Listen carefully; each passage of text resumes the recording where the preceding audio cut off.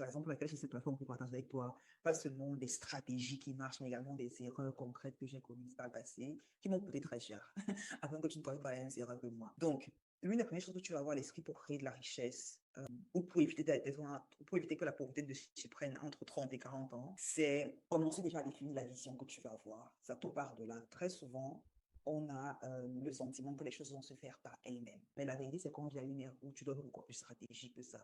Juste travailler dur et avoir les bonnes effets, ce que tu es censé faire dedans. C'est pas forcément que que tu ne seras pas pauvre. Il y a des personnes que je connais qui travaillent très dur, qui sont extrêmement loyales, qui sont de bonnes personnes, mais qui sont quand même, ils ont quand même du management dans les deux bouts. Pourquoi? Parce que la société, malheureusement, ne te valorise pas sur la base de la personne que tu es. La société te valorise sur la base de la valeur ajoutée que tu apportes. Mais la vérité, c'est que les riches ont tout simplement compris que la société te valorisera toujours sur la base de la valeur ajoutée que tu apportes, sur la base de la capacité que tu as à te faire valoir et à te mettre en valeur. Tu dois avoir une vision du type de revenu que tu vas avoir, du style de vie que tu vas avoir. Et une fois que tu commences avec la vision,